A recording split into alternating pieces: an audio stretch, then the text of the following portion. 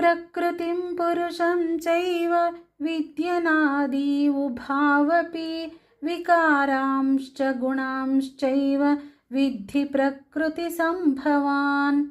ప్రకృతి పురుషుడు అని ఈ రెండును సనాతనమైనవనియు రాగద్వేషాది వికారములు త్రిగుణాత్మకములైన పదార్థములన్నీయును ప్రకృతి నుండియే ఉత్పన్నములైనవనియు ఎరుగుము.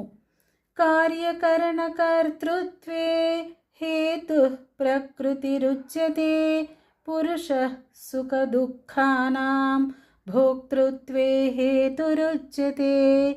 కార్యకరణములను ఉత్పన్నము చేయుటలో ప్రకృతియే హేతువనియు సుఖ దుఃఖములను అనుభవించుటలో జీవాత్మయే హేతువనియు చెప్పబడుచున్నది. పురుష ప్రకృతిస్థో హి భుంక్తే ప్రకృతిజాన్ గుణాన్ కారణం గుణసంగోస్య సదసద్యోని జన్మసు.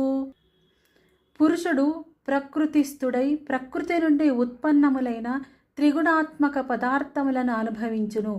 ఈ గుణ సాంగత్యమే జీవాత్మ యొక్క ఉత్తమాధమ జన్మలకు కారణమగును. ఉపద్రష్టానుమంతా చ భర్తా భోక్తా మహేశ్వరః పరమాత్మేతి చాప్యుక్తో దేహేస్మిన్ పురుషః పరః. ఈ దేహమునందున్న ఆత్మ వాస్తవముగా పరమాత్మయే. అతడు సాక్షీభూతుడగుట వలన ఉపద్రష్ట అనియు యథార్థ సమ్మతినిచ్చువాడగుట వలన అనుమంత అనియు అన్నింటినీ ధరించి పోషించువాడు అగుట వలన భర్త అనియు జీవరూపములో భోక్త అనియు బ్రహ్మాదులకును స్వామి అగుట వలన మహేశ్వరుడు అనియు శుద్ధ సచ్చిదానంద ఘన స్వరూపుడగుట వలన పరమాత్మ అనియు పిలువబడుచున్నాడు. యేవం వేత్తి పురుషం ప్రకృతిం చ గుణైః సహ సర్వథా వర్తమానోపి న స భూయోభిజాయతే.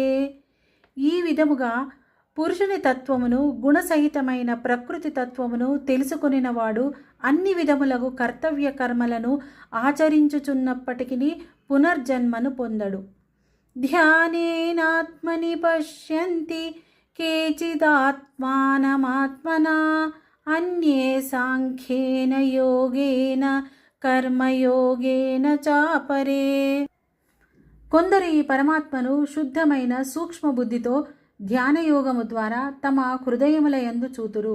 మరికొందరు యోగము ద్వారాను మరికొందరు కర్మయోగము ద్వారాను ఆ పరమాత్మను దర్శించుతుందురు.